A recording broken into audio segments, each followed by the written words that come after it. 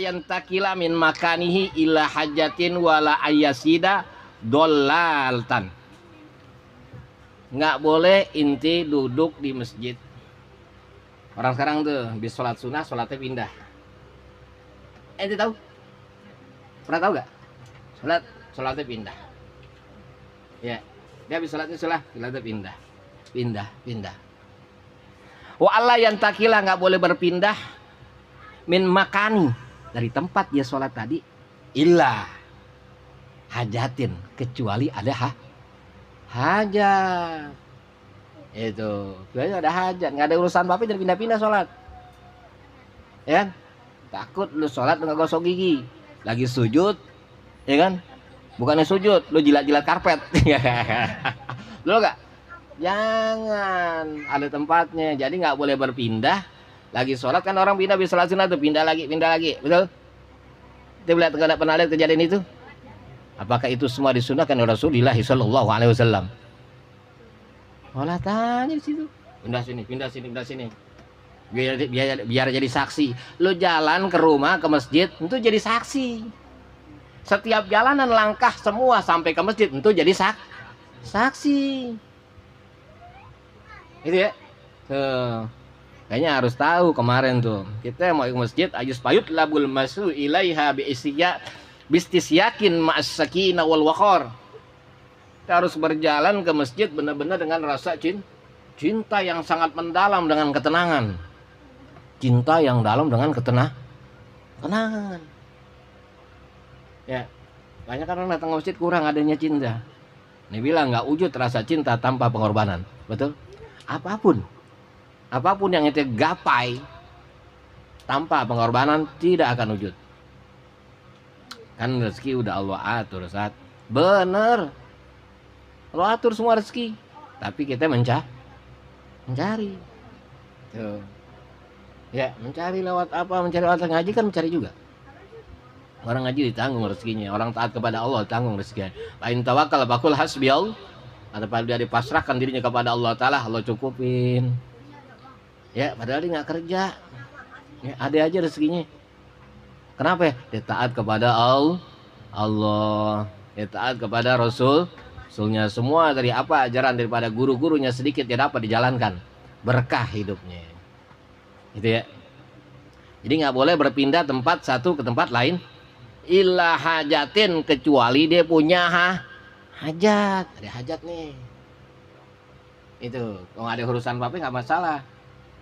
Ya kan? Ini ada hajat dipindah. Ini ada urusan, nggak ada urusan pindah-pindah. Ini hajatnya begini nih. Tuh. Ini nggak ada hajat sama sekali. Dia hajat. Mungkin tempat yang pertama dia sujud tuh, ya, yang pertama dia sujud, dia bilang bersih, belum tentu suci. Gitu ya. Dipikir karpet masjid tadi bersuci. Pas dia sujud, cerak, ya kan? Bau tuh kencing kucing. Kayaknya gue pernah denger nih, pernah cium di baunya. Betul?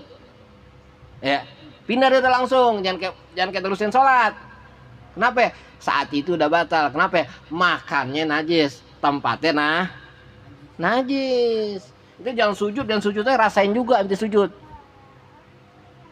Ya, untuk berusaha inti kalau sholat Jumat atau berusaha, kalau bisa berusaha di masjid, di dalam.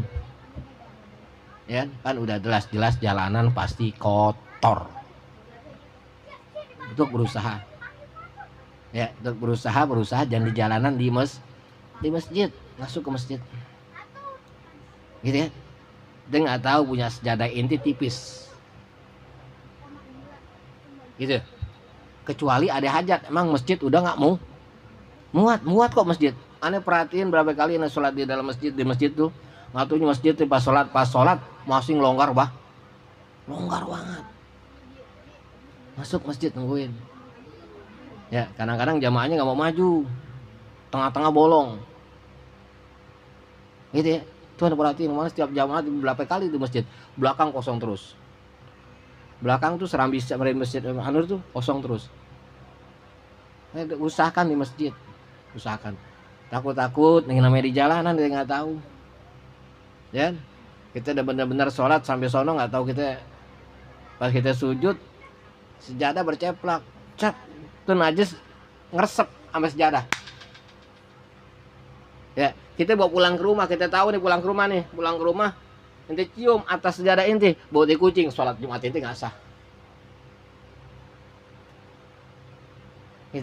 Itu wajib sholat zuhur langsung tuh. Ya, kayaknya terus kadang-kadang, emang kalau untuk hukum kan begini Masjid An-Nur tuh, Masjid An-Nur, atasnya ada yang sholat di sono tuh samping, nggak sah, karena tertutup dengan tembok, nggak ada penyambung di antara makmum satu dan makmum lainnya. Ya mau ke kuburan tuh, ya kan, tuh nggak ada penyambung di antara makmum satu dan makmum lainnya, nggak sah sholatnya. Itulah makanya saya kata Sayyidina Umar radhiyallahu anhu, tolabul ilmi qoblal Quran, tuntut ilmu sebelum Quran. Makanya Sayyidina Umar radhiyallahu anhu lagi jalan-jalan lihat anak kecil pada hafalin Quran. Wah, hafal semua Quran. Tapi itu anak-anak semua nggak ada yang kenal najis.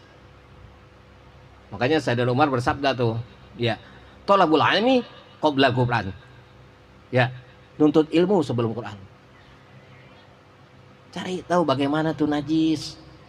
Ya, harus ngerti najis. Oh, apa bukan makanya akhir zaman banyak orang Quran, paham Quran, hafal Quran. Ya, tapi nggak tahu usuluddin, nggak tahu ilmu-ilmu fikih, dia nggak pelajarin. Berbangga dia suruh ngapalin Quran, berbangga tapi nggak tahu hukum. Itu akhir zaman begitu. Ya, dia berlomba-lomba ngapal Quran tapi nggak tahu hukum, nggak tahu najis. Ya, kan serem. Nggak tahu bagaimana tata sholat, apa yang membatalkan sholat. Itu. Ya, kayaknya harus benar-benar belajar nanti dengan hukum.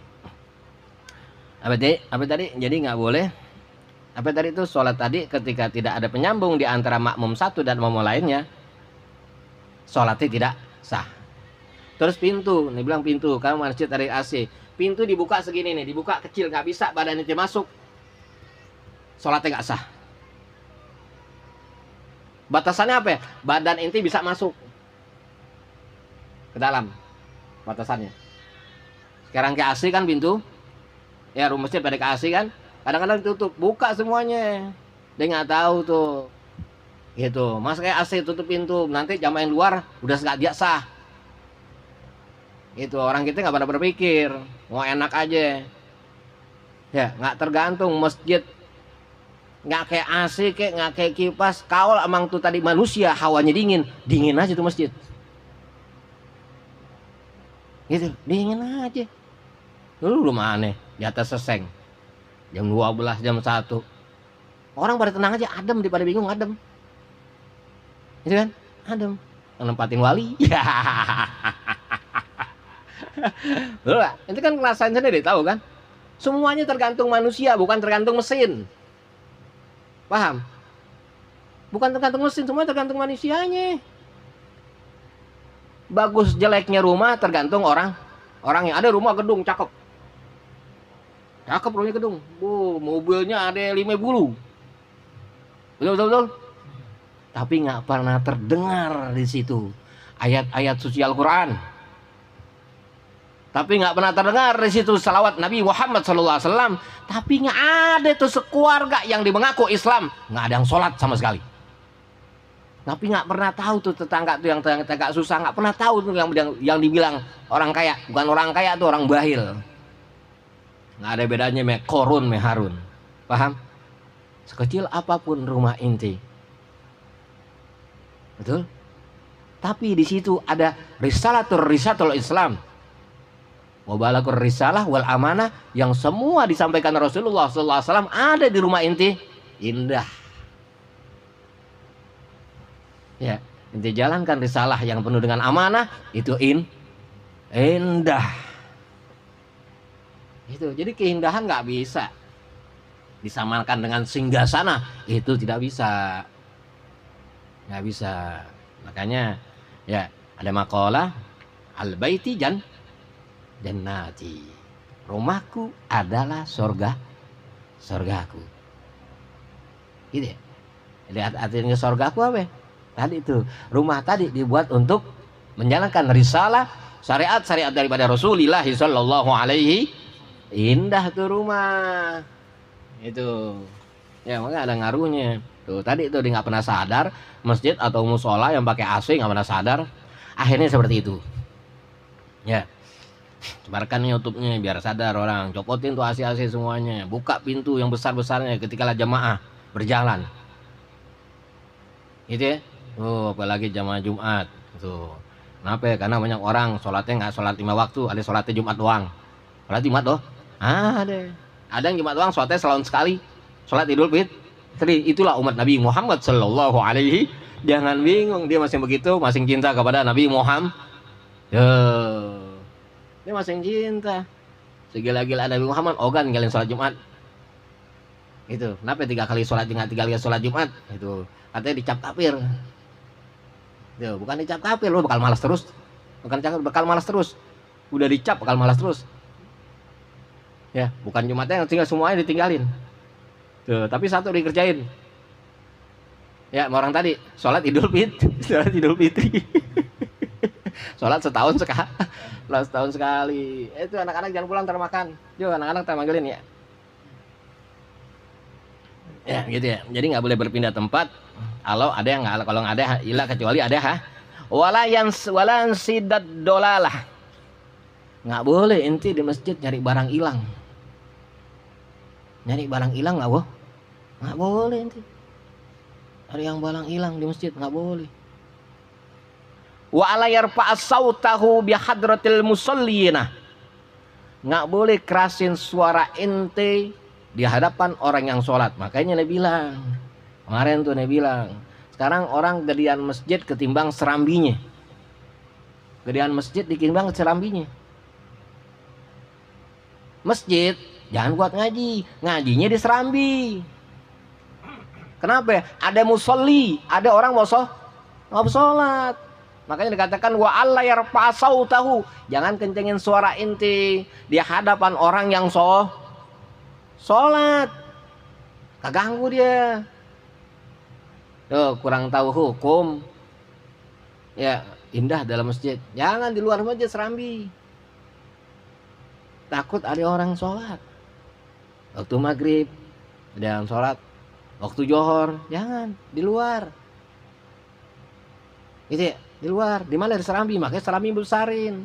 Masjid orang-orang tuh masjidnya bener. Masjid tuh isinya cuma 100 orang, sisanya serambi. Itu. Ya, kalau masjidnya gue semua aja di masjid, serambi kecil banget. Ya kan? Ya, masjid tak boleh dikunci. Itu, padahal punya dikatakan wakaf, nama wakaf swadaya masyarakat. Gitu ya. Apalagi musafir di situ, tiduran di serambi gak apa-apa ya, jangan di dalam masjid. Nggak boleh. Tuh. Ya, kalau tiduran nggak boleh, ya tiduran sama perempuan bareng nggak boleh kok di serambi, ya kan? Nggak boleh. Ya, tidur sama perempuan bareng. Itu ya, jadi nggak boleh. Ya, ini kan memang gini kan harus dibacain. Hal kecil. Terlalu tinggi orang-orang mengajarkan kitab-kitab besar, kecil aja. Ya, kitab Taisir Olang. Makanya banyak orang, lu nggak punya akhlak lu. Nggak punya akhlak. Emang lu belajar kitab akhlak? Kadang kita bingung, suruh berakhlak, nggak punya akhlak, nggak punya adab. Makanya banyak orang tertipu dengan seseorang dengan adab yang dibuat-buat. Padahal dia nggak pernah tahu ilmunya. Gitu ya, hal kecil aja dah, hal kecil. Alhamdulillah kita udah dapat bagaimana adab cara minum yang benar, cara makan yang benar, cara tidur yang benar. Udah dapat semua daripada kitab Taisir Olang, semua daripada Rasulullah sallallahu alaihi wasallam. Dan orang nggak pernah tahu. Ya, kamu punya adab lu. Punya adab. Emang lu belajar ilmu adab? Apa guru lu pernah menyampaikan ilmu adab? Gitu ya. Itu dalam kitab Ta'limut Ta'lim diajarkan adab lagi. Ya, makanya ada adab seorang penipu. Kenapa penipu? Dia beradab karena ingin dilihat gurunya, bukan karena ilmu. Paham inti? Dia beradab pengen dihormatin orang. Inti biar paham dengan ilmu. Bukan seutuhnya dia beradab. Ketika seutuhnya dia beradab, dia tahu ajaran ilmu agama daripada adab. Paham? Sama orang tua aja ada ilmunya kan? Nah, kasih tahu bagaimana adabnya orang tua, bagaimana adabnya guru, bagaimana dia adab bergaul. Tuh, orang salah nggak punya adab. Lo punya adab biar dilihat orang. Lo punya adab biar lihat guru lo. Betul? Lo punya adab biar dilihat orang tua lo segalanya. Lama kelamaan akan terlihat siapa lo sebenarnya. Adabnya jelek akhirnya. Ketika orang sesuai adab dengan tuntunan agama, yang sesuai dengan ajaran Rasulullah SAW, oh dia seutuhnya dia beradab. Oh, dengan adanya ilmu. Kenapa? Dia ada sanatnya ketika dia punya adat yang mana sanat itu sampai kepada Rasulullah SAW. Al-Fatihah.